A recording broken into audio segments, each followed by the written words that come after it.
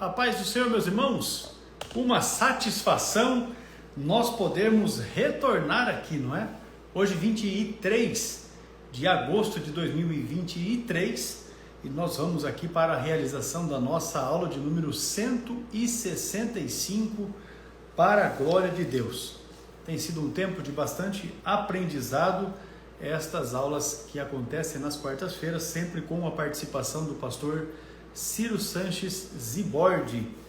E nós queremos aproveitar aqui, convidar os irmãos para a leitura de um texto bíblico que, na verdade, já estará também ajudando, auxiliando no embasamento para a primeira questão que nós temos em nossa pauta de hoje. E o texto está na Epístola de Judas. A Epístola de Judas, nós vamos ler o versículo de número 5 e 6. O texto diz assim: mas quero lembrar-vos, como a quem já uma vez soube isso, que havendo o Senhor salvo um povo, tirando-o da terra do Egito, destruiu depois os que não creram. E aos anjos que não guardaram o seu principado, mas deixaram a sua própria habitação, reservou na escuridão e em prisões eternas, até ao juízo daquele grande dia. Os dois versículos que lemos na Epístola de Judas, eu li os versículos 5 e 6. Vamos lá.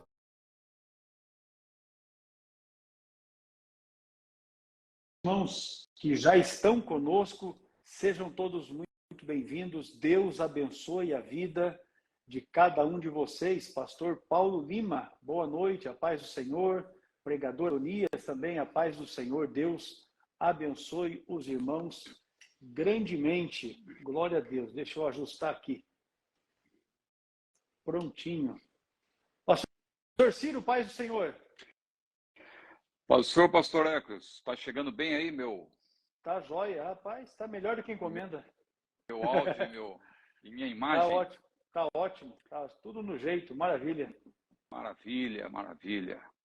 Pois conte as bênçãos, como é que hoje, são os preparativos? Hoje tá mais silencioso por aqui, né? Tá mais quietinho por aí? A vizinhança não tem o que comemorar? Parece que a vizinhança não tem muito o que comemorar aí hoje, né? Pois é, maravilha. Eu acho que, eu nem sei como é que está essa situação desse negócio, eu não tenho acompanhado mais, não.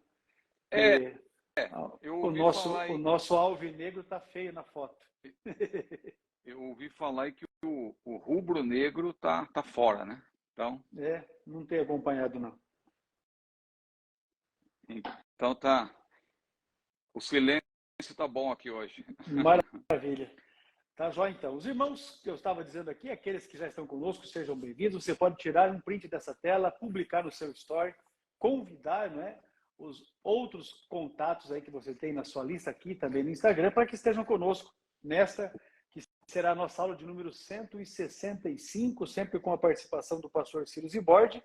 Nós estamos na série de perguntas bíblicas. Nós, por um espaço de tempo, fizemos a série de perguntas escatológicas e agora estamos trabalhando nessa série de perguntas bíblicas, convidando os irmãos para que toda quarta-feira esteja conosco, salvo algumas exceções, quando a gente comunica com antecedência que a impossibilidade é por causa de alguma agenda, por causa de algum compromisso, e não podemos fazer na quarta-feira, a gente acaba mudando o dia, mas toda semana nós temos essa aula. E normalmente, horário de Brasília, às 22 horas, aqui no Instagram, CETADV ao vivo. E depois, no primeiro dia útil seguinte, nós também disponibilizamos essa aula no canal do CETADV no YouTube. Aí alguém vai perguntar assim, mas pastor, a aula de número 164 da semana passada não estava disponível no YouTube. De fato, não estava, porque o Jonatas estava de férias, né? Ele retornou hoje ao trabalho e já disponibilizou, está no canal também, lá no YouTube, a aula de número 164, que aconteceu no dia 16 de agosto. Hoje, dia 23, e nós vamos, então, iniciar aqui os trabalhos contra a teoria do hiato. Olha aí, vai chegar o tempo, nós vamos tirar aqui, deixar registrada a questão do Johnson, para que nós possamos também estar atendendo aqui ao nosso irmão. Você que está conosco pela primeira vez, ou de repente já reincidente aqui nas nossas aulas, se você tem alguma questão bíblica, você pode escrever no comentário, porque nós vamos deixar registrado para que possa ser respondido nas próximas aulas. Nós temos uma pauta e seguimos esta pauta conforme a ordem que as perguntas vão entrando para nós aqui nos comentários, tanto na live quanto no canal no YouTube, a gente faz o registro. Tem os irmãos também que mandam para a gente, não é? Através do WhatsApp, a gente registra também. Natanael é maringaense, está próximo da gente aqui, seja bem-vindo. Pastor Ciro, alguma coisa que você deseja acrescentar? O Natanael está dizendo que é a primeira vez, maravilha, seja bem-vindo aqui às nossas aulas, não é? Do CETADB. Me diga lá, meu pastor, alguma novidade em relação à viagem para Israel? Eu hoje também estou com a camisa do CETADB aqui, tá vendo? Olha aí, deixa eu ajeitar aqui a minha aqui, rapaz. Tô vestindo a camisa aqui do CETADB, maravilha. Maravilha. Então, com respeito à viagem, deixa eu pôr está aqui. indo muito bem. Pode falar. A viagem está indo muito bem. A viagem está indo muito bem, graças a Deus, né? O pastor Marcos, o diretor da editora Chamada, me deu um feedback essa semana, dizendo que já tem em torno de 40 pessoas que manifestaram o desejo, demonstrar interesse de fazer essa viagem, né? Agora, claro, nós temos que ver se essas pessoas vão confirmar. Mas como ainda tem muito tempo para a viagem é só em 2025, nós cremos que mais pessoas também vão se interessar, né? Então, nós estamos crendo que, se Deus quiser, vai dar tudo certo. E vamos ter aí uma ótima viagem em 2025. Agora, os irmãos que desejarem, lembrando aí, o pastor Alex colocou aí para nós, ó, ele fixou aí o e-mail viagem@chamada.com.br, é o e-mail que você deve enviar quem desejar fazer essa viagem para Israel, lembrando que nós vamos para Jerusalém e Galileia. Essa viagem, só que Jerusalém e Galileia, não pense você que é pouca coisa, porque nós estamos falando da Terra Santa, e em Jerusalém tem muitos lugares para visitar, né? Lugares maravilhosos. Veja, tem o monte lá, o Monte do Templo, lá você tem o Monte das Oliveiras, também os museus que nós vamos visitar, o Museu do Livro, o Museu do Holocausto. Você tem ali também a Via Dolorosa, você tem o Mar Morto, onde nós vamos também visitar ali a região onde fica a caverna de Qumran, né? Onde foram encontrados os manuscritos do Mar Morto. Aí na Galileia você tem vários lugares também muito especiais. Quem nunca foi vai gostar, e quem já foi, claro, também vai ter o prazer, né, de estar lá novamente. Então, mande um e-mail para viagem@chamada.com.br e coloque o seu nome e o seu telefone. Apenas isso. A própria editora Chamada vai entrar em contato com você e lhe dar as informações iniciais, né, para você saber sobre essa viagem. Depois, claro, ainda nesse mês, a editora Chamada vai abrir as inscrições lá no próprio canal, né, da editora Chamada. A editora Chamada é especialista nessas viagens, né? Há décadas que ela faz essas viagens. Então, a questão que eu ia acrescentar é justamente isso. Às vezes alguém que está ali não conhece o canal do pastor Ciro nem o do CETADB. Então, o pastor Ciro foi convidado pela editora Chamada para estar liderando um grupo para uma viagem a Israel no início do mês de junho, junho de 2025. Importante mencionar que a Chamada faz essas viagens todos os anos, inclusive mais de uma viagem por ano, mas essa proposta é para 2025, justamente para que os irmãos que desejarem tenham tempo, prazo, né, para parcelar e pagarem um pouquinho ali e tal. Quando chegar o tempo da viagem, já está com a viagem paga. Então, a proposta é participar, inclusive, de um seminário lá em Jerusalém, numa das universidades. É um congresso. Pronto, inclusive, isso aí. Importante isso aí. Com preletores internacionais, né? Eu, por graça de Deus, vou ser guia nos locais onde a gente vai visitar ali para falar alguma coisa, principalmente na área escatológica, mas nos 2 primeiros dias, nós vamos ter um congresso e vamos visitar também a igreja de Menu Kalisher, que é um judeu, é um israelense, né, que é um pastor israelense convertido ao evangelho, autor de vários livros pela Editora Chamada. A Editora Chamada é uma editora muito respeitada, né? E no Brasil hoje é a editora que está lançando mais livros aí na área escatológica. Nós temos sempre recomendado, né? Quem tiver alguma dúvida e quiser conhecer, no próprio site da Chamada tem vídeos ali, né? E fotos de viagens, por exemplo, de 2023, 2024. Esse ano mesmo eles fizeram viagens. Eles ali fizeram viagens para, não para Israel, mas lá para cidades A também, região onde da Paulo... Turquia, né? região da Turquia, tal. Então, vale muito a pena os irmãos conhecerem. Mas fica aí a dica do e-mail, né? viagem@chamada.com.br. Então você tire um print da tela para não perder ali e entre em contato. Mande um e-mail, eles vão te dar um retorno com uma proposta, e se você achar que a proposta é viável, que alcança, né, os seus recursos alcançam, é uma oportunidade muito, muito especial de fazer uma viagem dessa lá para Israel, conhecer Jerusalém e as cercanias ali, como diz, né, a Bíblia, e as suas circunvizinhanças. Vai ser com certeza uma grande bênção. Circunvizinhanças, adjacências, né? Os arrabaldes. Os arrabaldes. Depende da tradução, né? São termos bíblicos. São com termos certeza. bíblicos, né? É isso aí.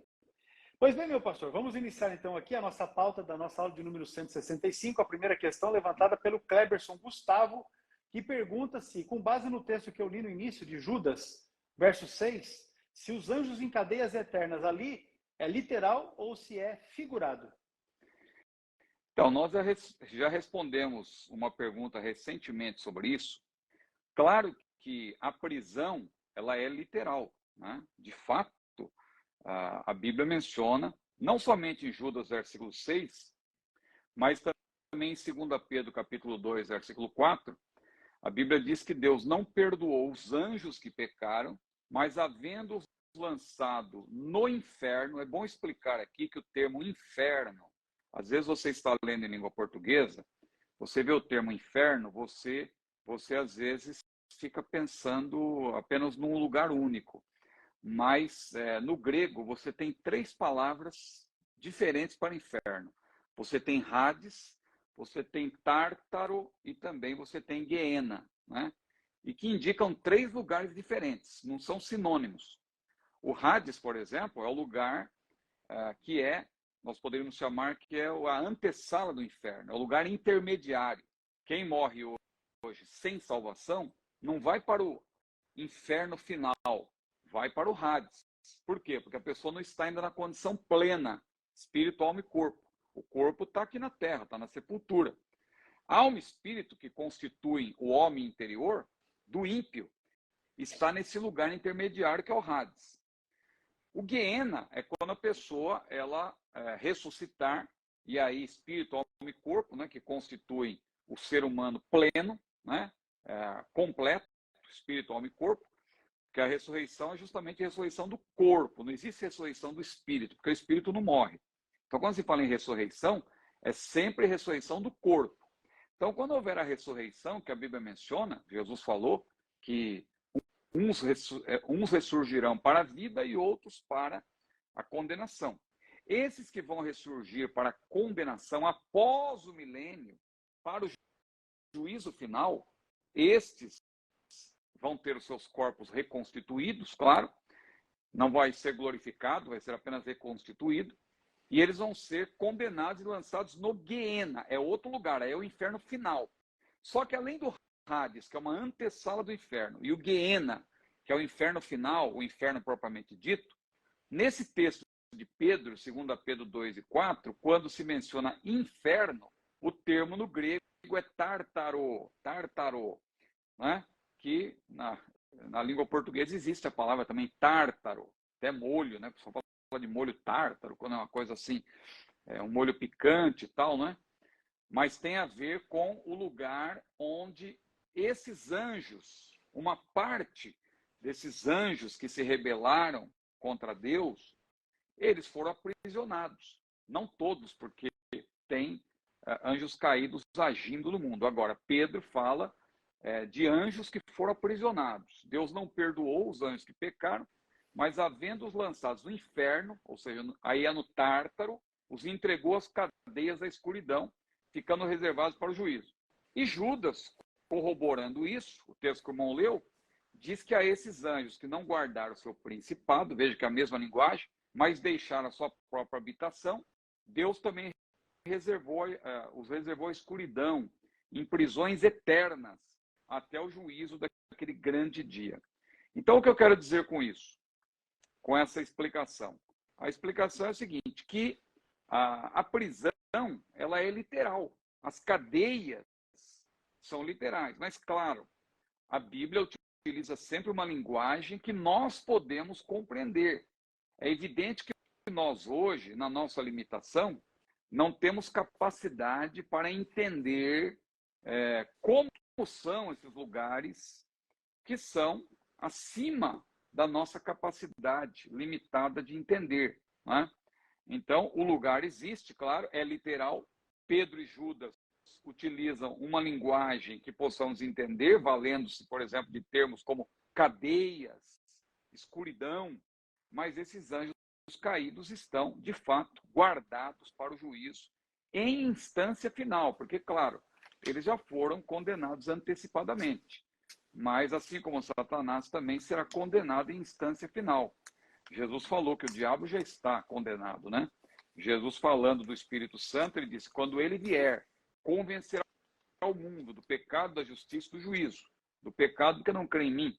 Da justiça, porque vou para o meu Pai e não me vereis mais. E do juízo, porque já o príncipe deste mundo está julgado. Então, Satanás já está julgado.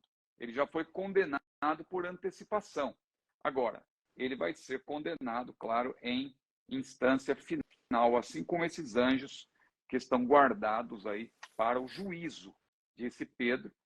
E também Judas, claro, é o juízo aí conclusivo para ele. Maravilha, essa foi a questão que levantou o nosso irmão Kleberson Gustavo. Aí nós temos uma outra questão aqui que não é fácil, tá? Não, nada fácil. Às vezes a pergunta é fácil, eu aprendi mas essa pergunta. A pergunta é simples, a resposta que é um pouco complicada, né? Essa aqui nem a pergunta é muito simples. É o nosso irmão Roberto Mazin, ele levanta a seguinte questão aqui. Deus abomina a feitiçaria. Como podemos entender 1 Samuel 28:12, em que Saul consulta a pitonisa? Sim, pergunta difícil. O senhor poderia ler, por gentileza, esse versículo? Com certeza. 1 Samuel 28, versículo 12. 28. Diz assim o texto. Vendo, pois, a mulher a Samuel, gritou em alta voz, e a mulher falou a Saul, dizendo, por que me tens enganado? Pois tu mesmo és Saul. Bom, então existe uma polêmica em torno desse texto, como que pode Samuel ter falado, quer dizer que foi uma consulta dos mortos.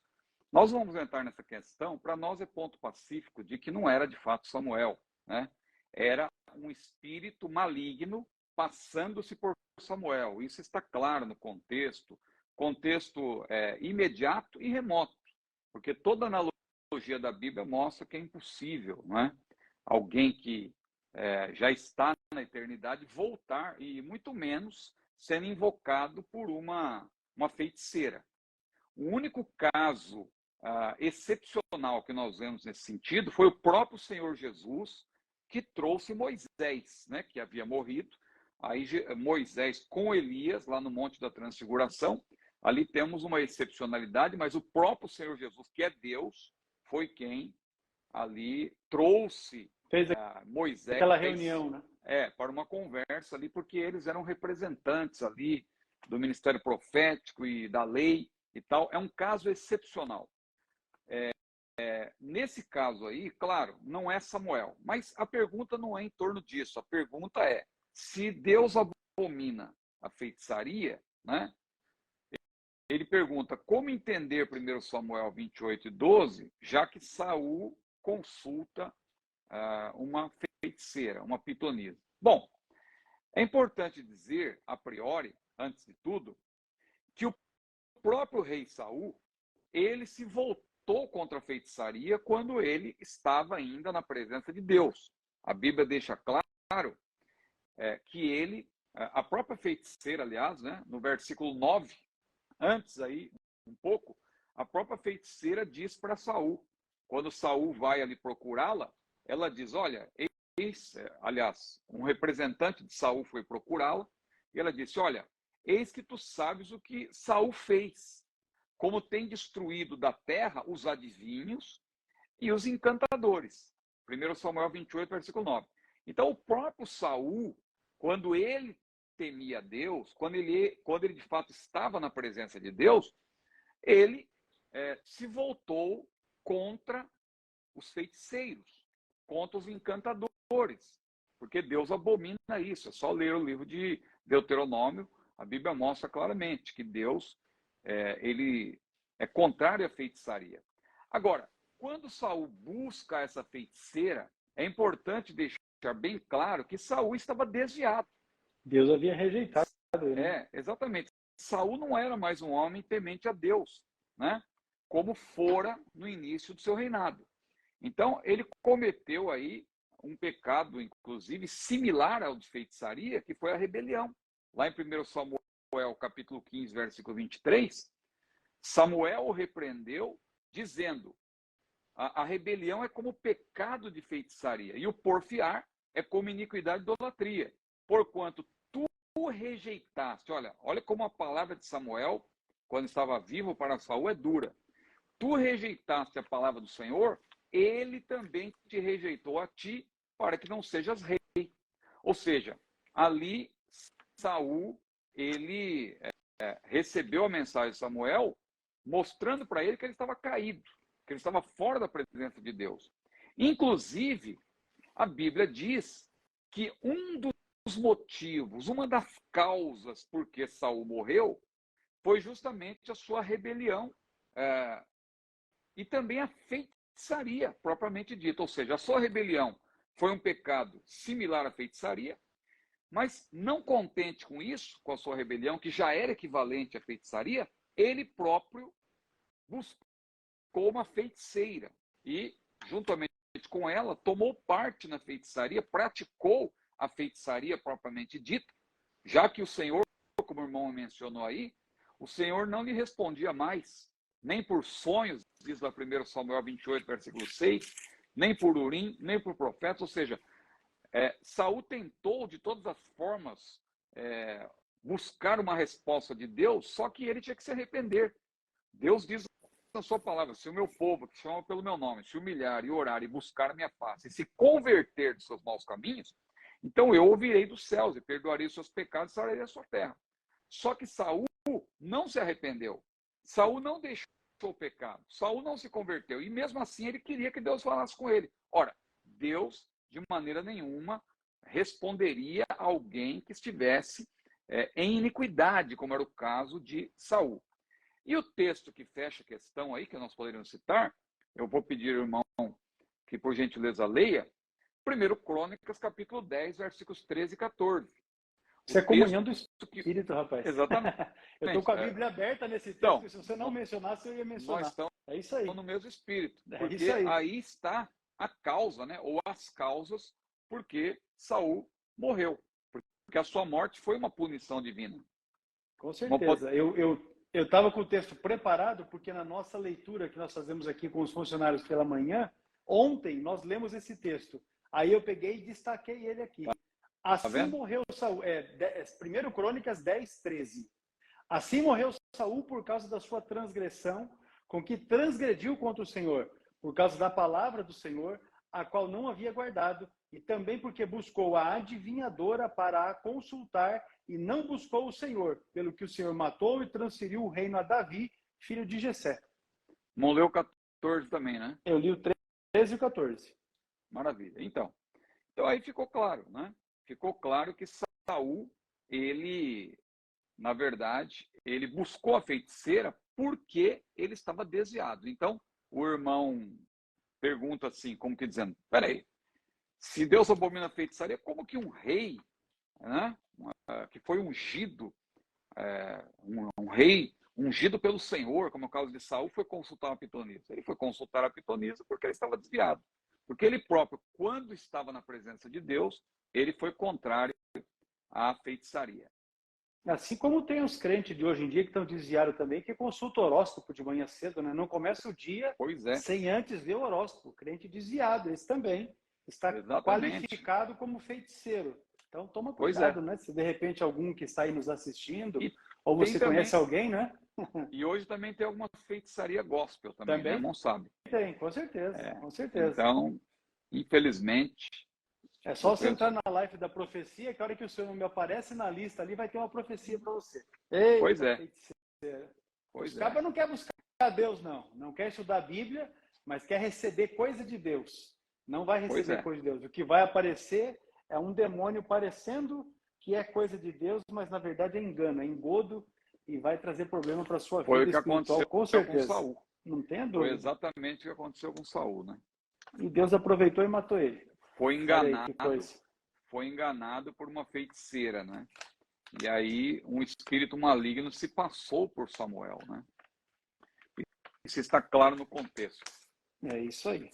Então vamos seguindo aqui. Essa questão aí foi o nosso irmão Roberto Mazin quem levantou, uma questão bastante importante. No Facebook do CETADB, tem já uns 4 ou 5 anos passados, eu escrevi alguma coisa a respeito disso, fazendo uma refutação de todo esse texto do capítulo 28, que envolve, não é, Maravilha, hein? Saul, a pitonisa e o Samuel, que já não tinha mais parte nesse negócio. Pois é. Muito bem, vamos lá então. Doutrina de homens e doutrina de demônios são as mesmas coisas ou não são as mesmas as doutrinas dos homens e as doutrinas de demônios? Não, não são as mesmas. Elas podem estar Uma pode estar contida na outra. elas podem estar juntas, agindo conjuntamente, mas, biblicamente falando, nós temos 3 origens, vamos dizer assim, para as doutrinas. Claro, tem a doutrina de origem divina, que é a própria palavra de Deus, que no Novo Testamento aparece no singular, não é? Quando, por exemplo, Paulo falou, quando vos ajuntais, cada um de vós tem salmo, tem doutrina, tem revelação, tem língua e tem interpretação, faça-se tudo para edificação, o termo doutrina, ali, claro, é a doutrina divina, é a própria palavra de Deus. Então, quando Paulo falou para Timóteo também, conjuro-te, pois, diante de Deus, do Senhor Jesus Cristo, que é de julgar os vivos e os mortos na sua vinda e no seu reino, que pregues a palavra, instes a tempo e fora de tempo, redargos, exortos, repreendes com toda a longanimidade de doutrina. Então, ali também a doutrina é a própria palavra de Deus, né? Doutrina, então, é a palavra de Deus, devidamente explicada, compendiada, sistematizada. Isso é doutrina.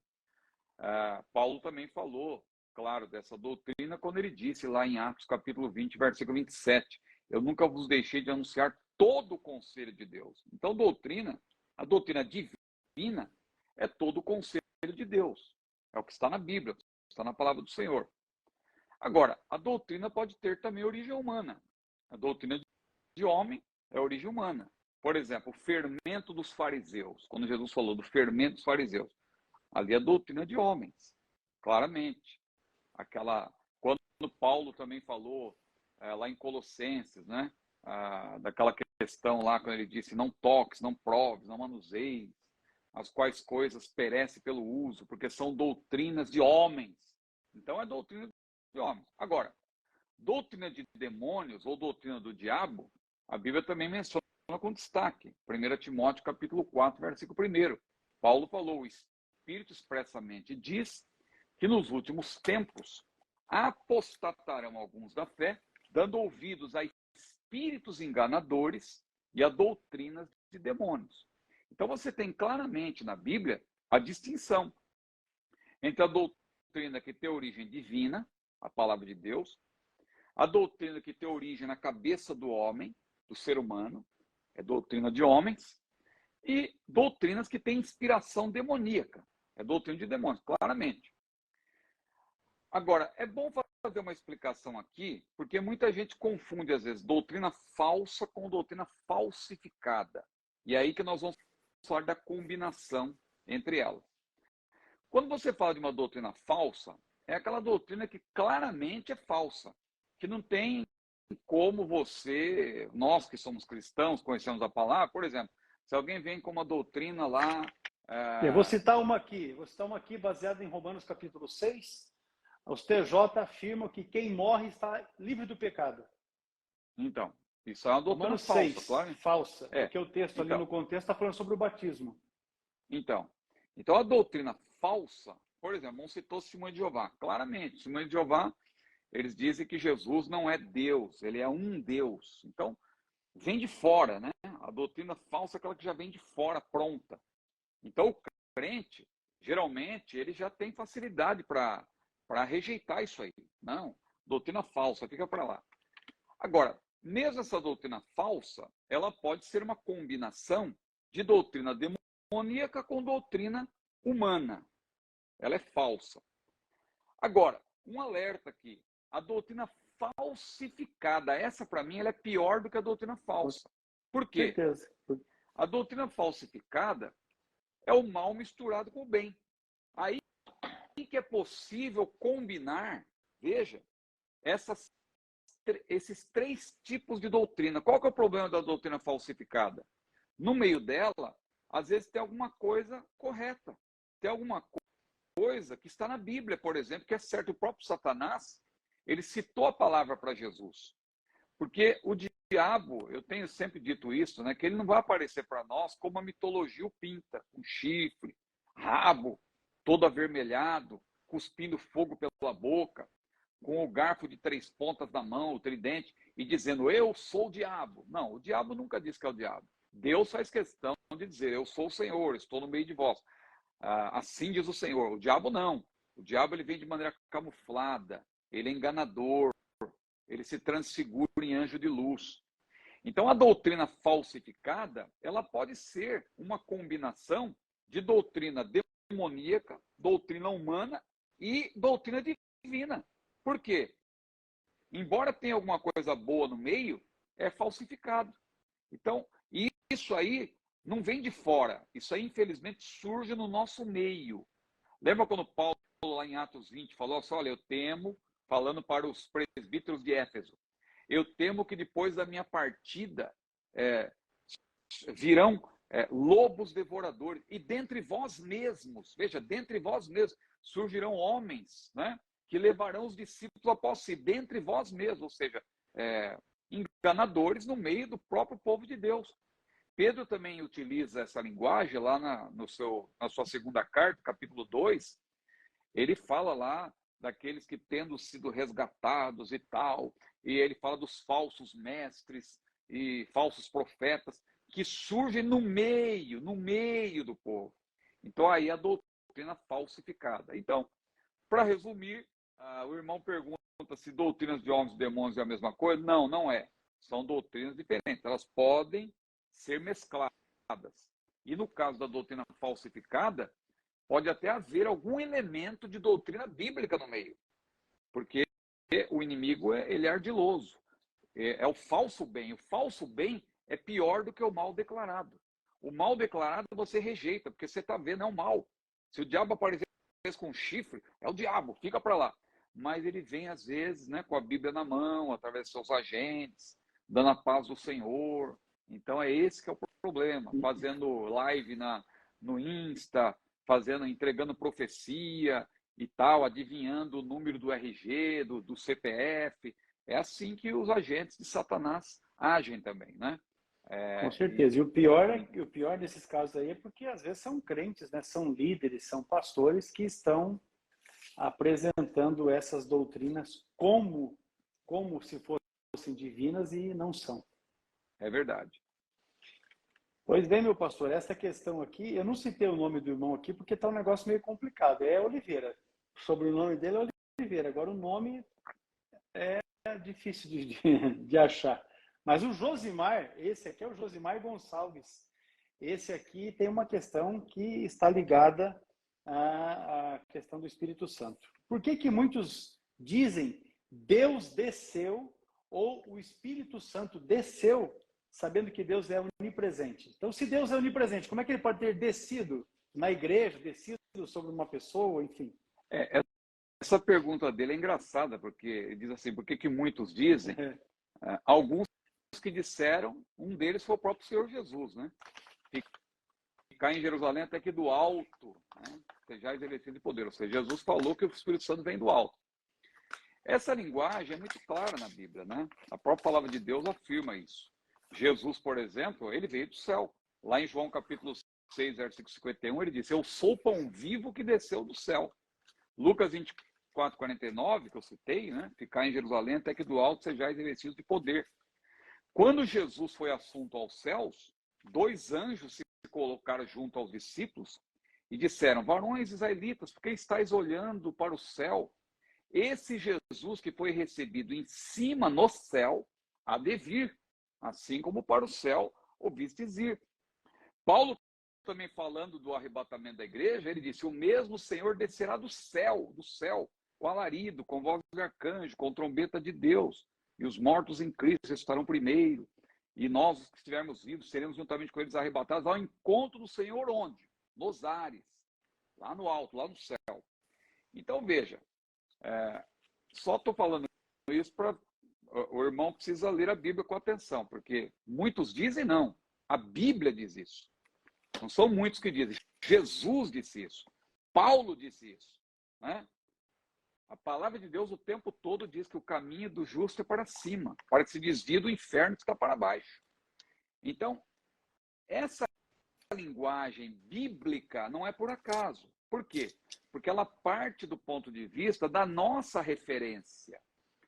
Porque, claro, se nós estudarmos aí do ponto de vista da astronomia, claro, esse negócio de para cima, para baixo, alguém poderá querer relativizar. Mas estamos falando aqui de uma linguagem bíblica. Não estamos falando de astronomia. Eu estou com o texto de Atos 2 aberto, Sim. que fala exatamente, cumprindo o dia de Pentecostes, estavam todos reunidos no mesmo lugar, e de repente veio do céu um som, como de um vento veemente, impetuoso, encheu a casa e tal, então veio do céu. Então, veio do céu. Essas referências, então, elas são necessárias por causa da nossa limitação, né? Nós não somos onipresentes. Nós estamos limitados à terra. Então, a nossa referência, o céu para nós está para cima. Até o céu mesmo, que a gente pode ver, visivelmente falando, ele está para cima. A gente sempre olha para cima quando a gente quer ver o céu, né? Por mais que alguém possa dizer, não, a terra está girando e tal, mas do nosso ponto de vista, o céu está para cima. Então, a Bíblia, ela foi escrita numa linguagem que nós possamos compreender, os seres humanos possam compreender. Então, por isso que esses pontos de referência são importantes, né? Na Bíblia, Deus sempre está acima de nós. Lá em Filipenses, capítulo 3, versículos 20 e 21 também, Paulo disse, a nossa cidade está no céu, donde também esperamos o Senhor, o Salvador Jesus Cristo, que transformará o nosso corpo abatido em um corpo glorioso, semelhante ao seu. Paulo também falou, pensai nas coisas que são de cima. Então, o que vem de cima sempre é uma referência a Deus. Agora, o fato de Deus ser onipresente, digamos assim, Deus está em cima, Deus está embaixo, Deus está à direita, Deus está à esquerda, Deus está dentro de nós, Ele está em todo lugar ao mesmo tempo. O fato de Deus ser onipresente, o fato de a Bíblia apresentar também o atributo da imensidade de Deus, que Deus está em todo lugar ao mesmo tempo, ele é onipresente, né? O fato de Deus ser onipresente não anula o fato de que ele tem a sua morada. Deus habita acima de todos os céus. Então, meu querido irmão, com todo o respeito, não estou aqui eu estou sendo enfático só na minha explicação, não estou desprezando a sua pergunta, eu só estou dizendo o seguinte, que essa linguagem, não é que muitos dizem, é uma linguagem bíblica. A Bíblia é clara ao apresentar essas referências, que Deus está em cima, nós estamos embaixo. E mais embaixo ainda está o inferno, né? Nessa comparação entre alto e baixo, né? Acima e abaixo. Então, Deus, é por isso que a Bíblia diz que o Espírito Santo desceu do céu. Claro que o Espírito Santo é onipresente. No dia de Pentecostes, ele não veio lá do céu no sentido de que ele não estava presente na terra. Claro, é um mistério para nós, né? A gente entender, mas esses pontos de referência são necessários porque nós somos limitados. Por outro lado, claro, nós não podemos ignorar que o Espírito Santo ele está presente, sempre esteve presente.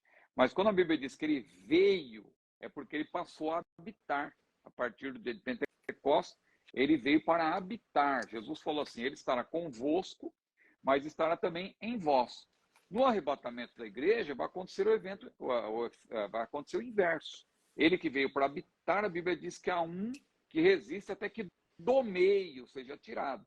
Ou seja, esse um aí, a Bíblia mostra claramente que é um poder que está retendo, né?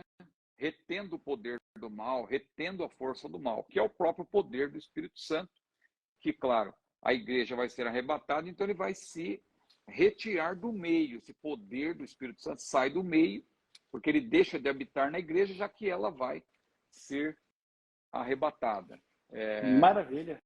Ficou claro, pastor Hermes? Ficou claro, rapaz. Isso aqui, sabe aquele culto marcante? Que a hora que acaba o culto, você olha por mão do lado e fala, rapaz, não sei se a igreja subiu ou se o céu desceu e tal, mais ou menos por aí o negócio. É ou não é, Jordão? Pois é. O Jordão está lá em Anajatuba, no Maranhão, aluno do CETAD, do curso de Bacharel Livre em Teologia. Os nossos irmãos aqui de Pinhais, no Paraná, recebam o nosso abraço carinhoso em nome de Jesus. O Paulo Henrique pergunta o seguinte, o Paulo, xará dele, não caiu no espírito quando ele recebeu a visão? Paulo, o apóstolo, quando ainda não era o apóstolo, né? Ele caiu no espírito? Então, ele caiu na presença de Deus, porque ele viu uma luz que brilhava mais do que o sol, diz a Bíblia, né? Então, nessas condições, não teria como a pessoa ficar em pé, né? Então, esse é um caso excepcional, né? De um encontro com a presença real de Jesus, algo também similar ao que Daniel experimentou no Antigo Testamento, o próprio João também, na ilha de Patmos, ele, quando viu Jesus em glória, ele caiu como morto. Só que veja que naquele caso de João, inclusive, Jesus estendeu para ele a sua destra, né? Porque Jesus não teve a intenção de derrubá-lo. João caiu porque ele não suportou, claro, olhando para Jesus em glória. Depois ele usa até uma linguagem aqui da terra para descrever. Seus olhos eram como chama de fogo, seus cabelos eram como lã branca, seus pés como latão reluzente, da sua boca sai uma espada aguda de 2 fios, a sua voz é como a voz de muitas águas. Veja que descrição maravilhosa. Ele viu Jesus em glória, por isso que ele não suportou. Ele caiu como morto. Agora, tudo isso, e a experiência de Paulo também, que ele caiu e ficou cego, inclusive, mas ele ouviu a voz do Senhor, e ele perguntou, quem é, Senhor? E o Senhor lhe respondeu, eu sou Jesus a quem tu persegues. Duro é para ti recalcitrar contra os aguilhões. Ali, irmãos, foi uma presença, pastor Hércules e os irmãos que estão nos acompanhando, foi um encontro com Jesus de fato. Jesus em glória. Então, Paulo ali não suportou, caiu como morto. Agora, quando se fala em cair no espírito, entre aspas, hoje em dia, é algo muito diferente. É alguém que joga o paletó, é alguém que sopra o microfone, é alguém que empurra a pessoa e tem alguém atrás para amparar e tal, é alguém que é sugestionado. Então, isso não tem nada a ver com cair. O que aconteceu com Paulo não tem nada a ver com cair no espírito. E no próprio ministério de Paulo, você não vê ele fazendo isso. Jesus também não. Aliás, Jesus, quando você vê alguém caindo, porque estava endemoniado. Jesus não derrubava ninguém. Você nunca vai ver Jesus soprando sobre alguém para a pessoa cair. E olha, Jesus, alguém quer ser mais poderoso do que Jesus, né? Porque Jesus não derrubou ninguém. Jesus não bateu com a túnica na cabeça de ninguém para a pessoa cair. Jesus não soprou sobre ninguém para a pessoa. Jesus pregou e curou. Jesus, aliás, Mateus 4:23, o ministério de Jesus é tríplice. Pregava, ensinava e curava. Ou ensinava, pregava e curava. Né? Era esse o ministério de Jesus. Ele não ficava derrubando as pessoas. Porque quem faz isso hoje em dia, infelizmente, é para chamar os holofotes para si, é para mostrar que é muito poderoso, como tem aquele camarada que a gente cita o nome dele, eu não gosto de ficar citando nomes, mas esse aí, infelizmente, ele é um paradigma no sentido negativo, né? Benihim, que muita gente segue Benihim como se fosse um modelo, mas infelizmente Benihim é um tipo de pregador que não prega o evangelho, né? Ele não é pregador porque ele não prega o evangelho. Os seus shows, né, porque são verdadeiros shows, ele coloca o palco rodeado de cadeiras de rodas para impressionar as pessoas, mas ele não levanta ninguém. Você não vê paralítico levantando, só vê pessoas caindo.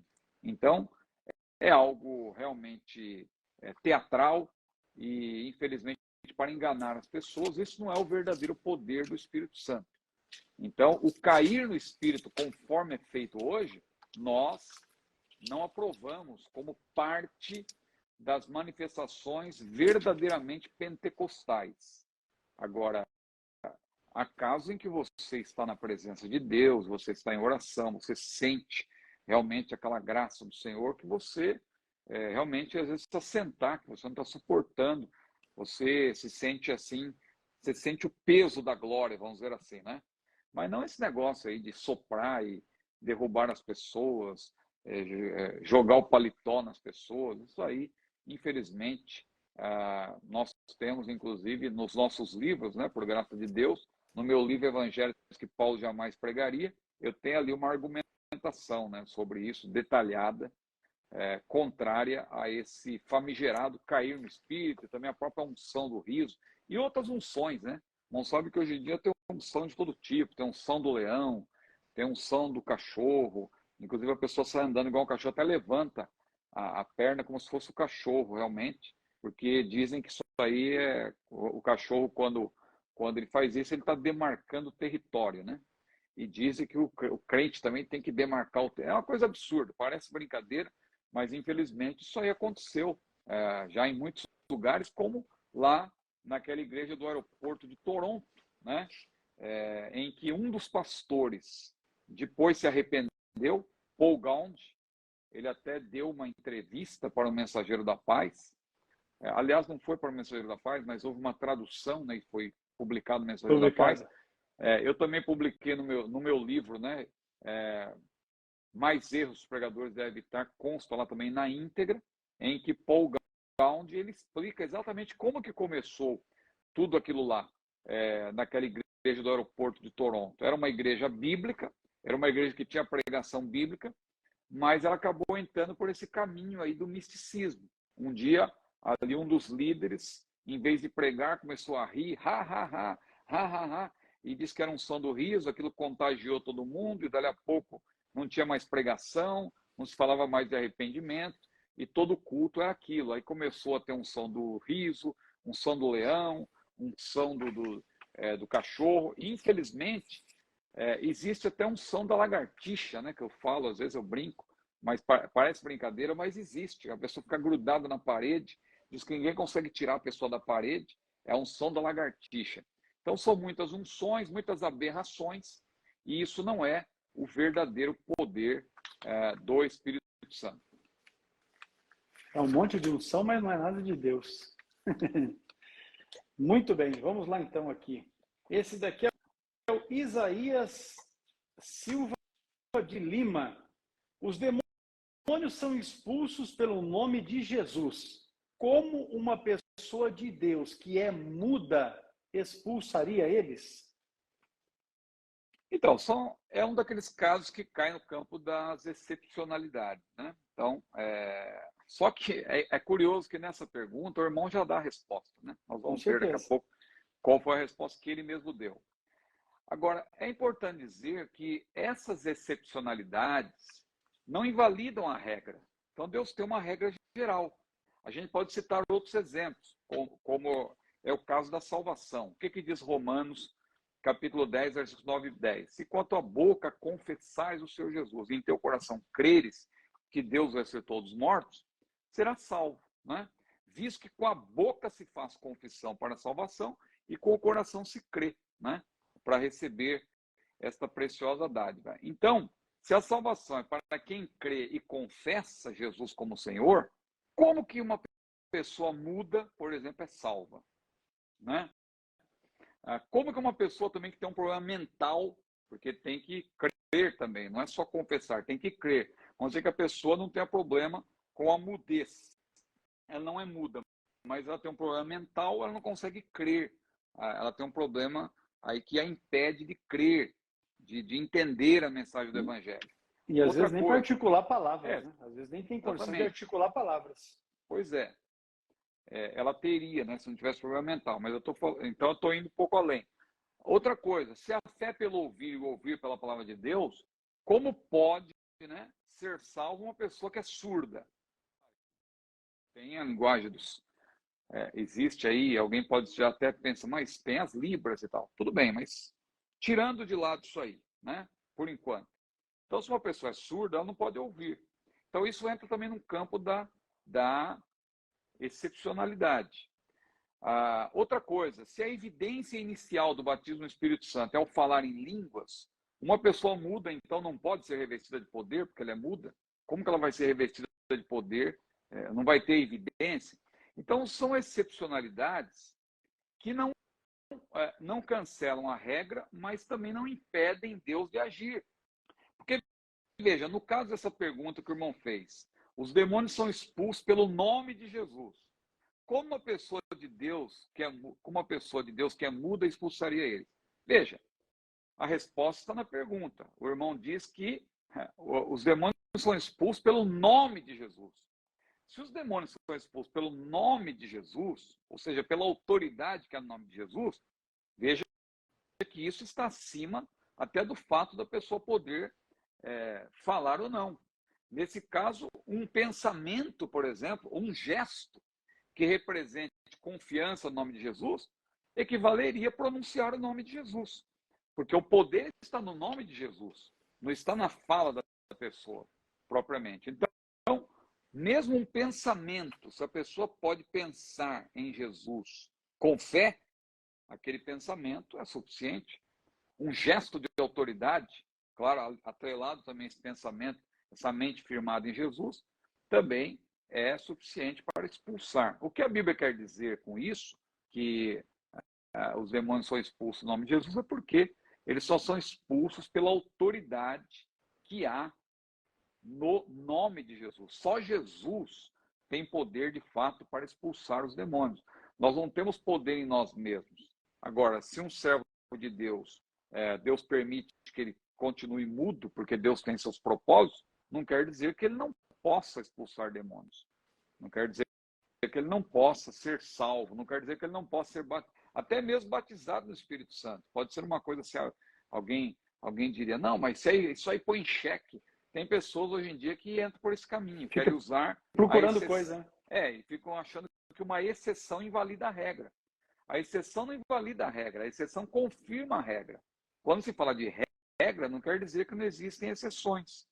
Toda regra tem exceção, mas a exceção não invalida a regra continua existindo. Então, o que a Bíblia apresenta é a regra geral, e há casos excepcionais, até inclusive com respeito à própria salvação.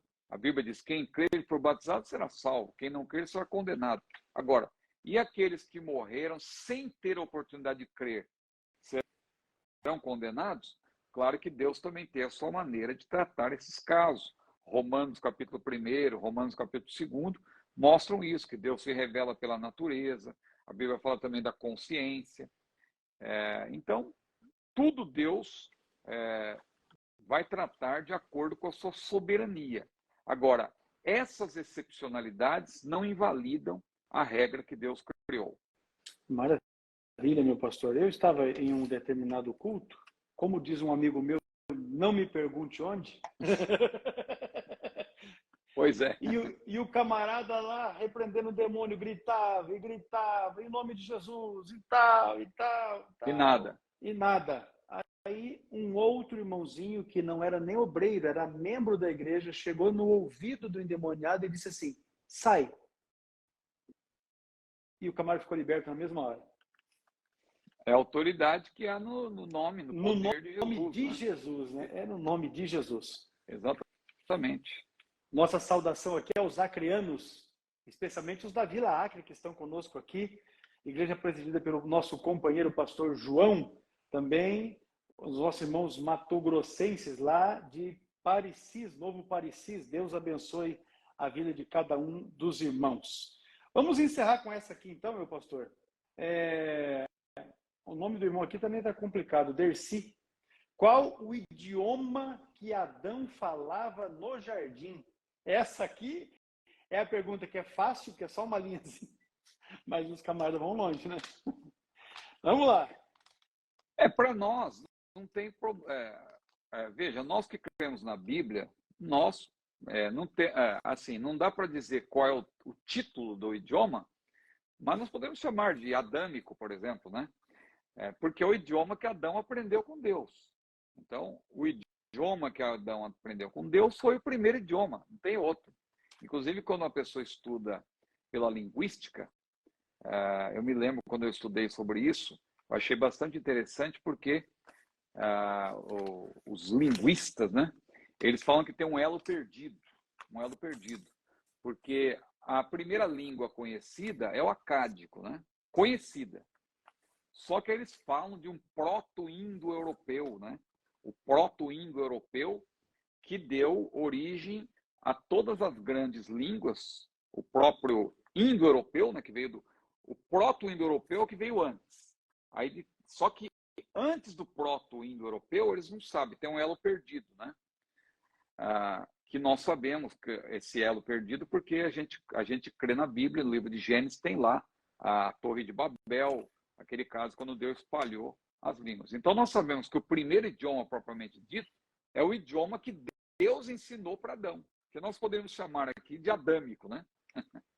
O idioma adâmico, vamos dizer assim. Claro que a Bíblia não diz isso, mas o primeiro idioma foi aquele. Para nós que cremos na Bíblia não há problema. Não sabemos como era esse idioma. Claro que alguns rabinos dizem que é o próprio hebraico, né? Porque, de fato, quando você estuda sobre o acádico, tal, que é uma língua semita, você vê que é uma proximidade, realmente, ali, aquela língua ali, ela é muito parecida. Aquela língua da região da Mesopotâmia, ali, né? Tudo que surgiu ali tem muitas semelhanças. Agora, os linguistas, eles vão até o proto-indo-europeu, que deu origem ao indo-europeu. Aí esse indo-europeu, ele se distribui. Aí você vai ter lá o itálico, o germânico e tal, e aquelas outras famílias de línguas, né, que vão gerando aí, né, vários dialetos, né, indo-iraniano, helênico, né, do indo-iraniano veio o persa, o sânscrito, do helênico veio o grego, do céltico também veio o irlandês, o escocês, do itálico veio o latim, né, e do latim suas derivações, ou seja, as línguas neolatinas, né, o próprio português, que é conhecido como a última flor do Lácio, né, porque dentre todas aí mais importantes é a última, né, entre elas, claro, tem o francês, o italiano, o espanhol, e o português é chamado a última flor do Lácio, que deriva do latim. Então você tem o balto eslávico, de onde veio o polonês, o russo, tem o germânico, tal, que vem o sueco lá do norte, vem também o alemão, o próprio inglês, né, que vem lá da parte ocidental, né, da árvore, tem o germânico e tem o germânico do norte, tem o germânico ocidental, e desse germânico ocidental que veio o inglês e o próprio alemão também, né? Claro, são línguas que têm a mesma origem. Mas tudo isso, de acordo com os linguistas, vem do indo-europeu. E o indo-europeu, por sua vez, ele vem do proto-indo-europeu. Só que eles não conseguem ir mais além, porque eles não creem na Bíblia. Só que pela Bíblia nós sabemos que o primeiro idioma A primeira língua, claro, foi Deus que ensinou para Adão. Agora, como essa língua, não dá para saber exatamente. O fato é que a língua era uma só. A língua que Deus ensinou para Adão e que ele compartilhou com seus filhos, com seus descendentes e tal, era uma só. Quando chegou ali na Torre de Babel, na cidade da Torre de Babel, que os homens quiseram construir para si um nome, aí Deus espalhou tudo, aí que começou a surgir as diferenças, né? Foi Variantes que estão aí, né? as variantes, foi a partir dali que começou a surgir as variantes. Muito bem, meus irmãos. Eu vou pedir que você tire um print da tela para você ficar salvo aí o site do CETADV que está fixado na tela, porque eu quero falar com vocês a respeito do lançamento que nós fizemos hoje, que é, deixa eu pôr aqui, ó, é este aqui, ó. Este aqui é o Superbox com os cursos ministeriais ofertados pelo CETADV. Então vamos lá. Deixa eu virar aqui. Curso para discipulado de novos convertidos. Aqui, curso de capelania evangélica. Aqui, o curso de perguntas escatológicas, material escrito pelo pastor Ciro. Aqui, o curso para formação de professor de escola dominical de educadores cristãos, material escrito pelo pastor Márcio Clauber. Eu até não falei, mas acho que cabe dizer aqui, né? Esse aqui, ó, discipulado foi o pastor João Antônio quem escreveu. O de capelania, o pastor Douglas Batista, quem escreveu. Aí, o curso de casais, o pastor João Antônio também escreveu o curso O Lar Cristão e a Vida Conjugal. Curso para formação de jovens pentecostais, material escrito pelo pastor Ciro Zibordi. E o curso para formação de obreiros, este aqui também escrito pelo pastor João Antônio. São 7 cursos. Nós lançamos hoje um pack especial, Superbox ministerial, com os 7 cursos com um preço promocional. Ao acessar o site que está fixado aqui, você terá lá uma promoção para aquisição desses 7 cursos. Então, se você deseja investir no seu crescimento espiritual e ministerial, acesse o site, veja ali a promoção que nós estamos fazendo e adquira o seu box ministerial. E se você quiser ser aluno do curso teológico do CETADV, olha, esse aqui é um dos módulos do curso, né? Esse aqui é o módulo de família cristã. O curso básico são 17 módulos, o curso médio são 10 e o avançado são 12. E você também pode iniciar a sua formação teológica através do CETADV pela modalidade que é o bacharel livre. O fato é que através do nosso site, você terá inclusive condições de nos chamar pelo WhatsApp para estar conversando com o pessoal da Secretaria de Atendimento para tratar a respeito da sua inscrição e a sua formação teológica através do CETADV. Pastor Ciro, as suas considerações finais para estarmos encerrando a nossa aula de hoje, 23 de agosto de 2023. Quero parabenizar o CETADV por esse lançamento, né? Os irmãos, inclusive, que entrarem lá aqui no canal, no próprio perfil do CETADV, tem um filmete, né? Um vídeo que foi hoje lançado, apresentando esse curso, um vídeo ficou muito bonito, inclusive. Então, o nosso CETADV está de parabéns e eu quero aqui agradecer mais uma vez pela oportunidade e lembrar os irmãos da nossa viagem. 2025, vamos juntos para Israel. Mande lá o e-mail para viagem@chamada.com.br, coloque o seu nome, o seu telefone e a chamada vai te dar todas as informações. Pastor Ex, Deus abençoe o irmão, a nossa irmã Eliane, toda a nossa equipe aí em Apucarana, todos os nossos professores e alunos espalhados pelo Brasil e pelo mundo. Que Deus continue abençoando cada vez mais essa escola que mais cresce, né? A instituição teológica no Brasil, né? O curso, né, teológico que mais cresce no Brasil é o nosso CETADV, para a glória do Senhor. Maravilha! Se você já é aluno do CETADV, você pode conversar com o irmão aí da sua igreja, no seu ministério, que ainda não está estudando conosco, para que ele se torne também aluno e venha fazer parte desta grande família. Deus abençoe a todos, saudação a todos, informando aqui o nosso irmão deixa eu pegar aqui o nome dele, ó, o Geos Construtor, que café é sem açúcar. Oh, um abraço, gente. maravilha. Até a próxima quarta-feira, em nome de Jesus. Amém.